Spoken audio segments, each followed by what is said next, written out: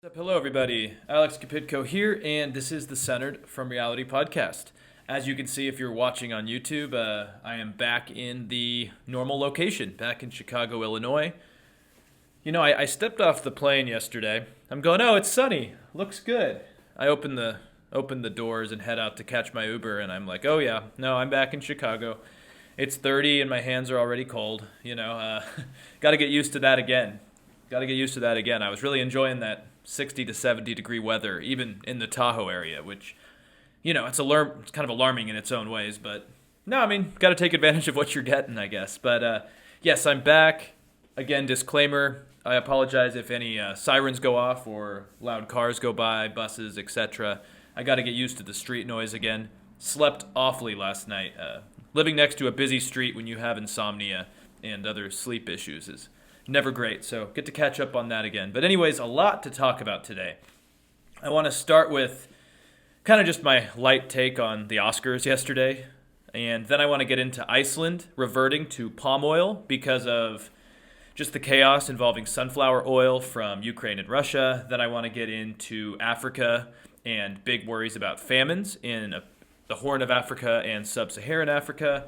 And then I want to talk about Morocco, Western Sahara, and Algeria, because for the first time this conflict may be slowly coming to an end. So I want to talk about a few things. It's mainly going to be about Africa today, but I just figured it was a good idea to switch it up for once. We've been constantly talking about American politics, constantly talking about Ukraine.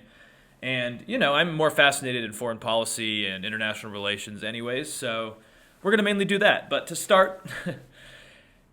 I've heard about it ad nauseum today, the Oscars. I didn't watch them. I haven't watched the Oscars since I was a kid. When I was a kid, they were kind of entertaining, but in this kind of decentralized media world, no one really watches the Oscars anymore unless you're really into Hollywood, which, I like movies, but just didn't have a need to watch them.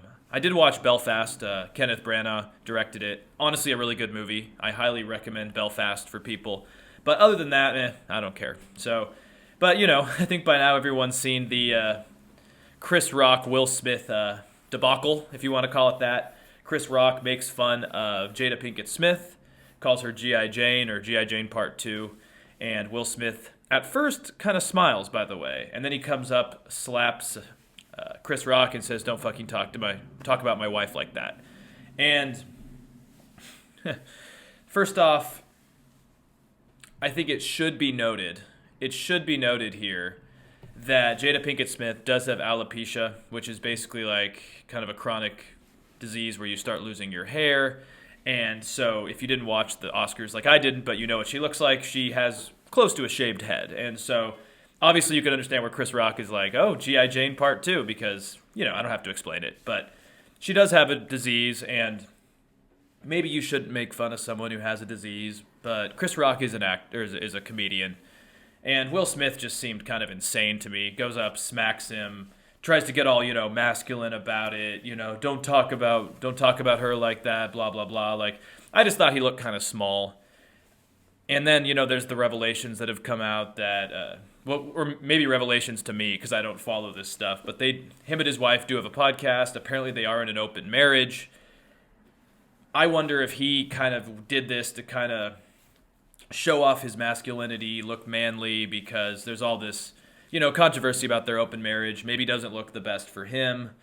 And, he felt like he had to do something because it just was ridiculous. Like, come on. I mean, Chris Rock is a comedian.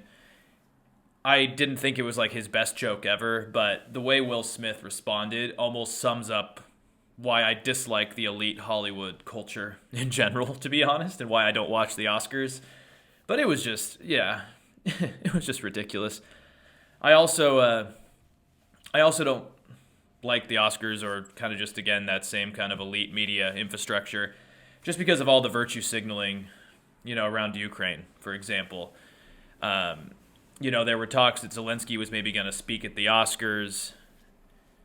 I don't really know why he would want to. I mean, it's just the Hollywood elite anyways, and it's like, I'm just sick of kind of like even here in Chicago, I see it. There's the flags posted on walls, like the Ukrainian flag, that it'll say, let's do a no-fly zone, or no-fly zone equals peace, stuff like that. And First off, I'm like, I don't think people actually know what a no-fly zone entails, how it would literally be. It would be enough of a reason for Putin to declare war on NATO. And also, I just think it's kind of ridiculous. Like, I'm just sick of people kind of rallying around a cause just to show that they're morally good.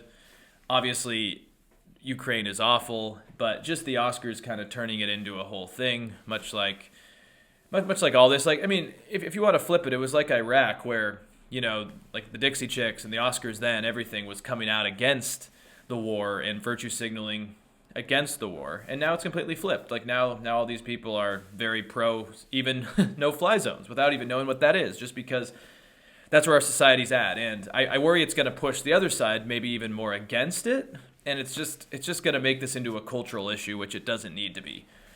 That's it. I'm not going to talk about the Oscars anymore, but yeah, I just wasn't impressed with all the stuff going on.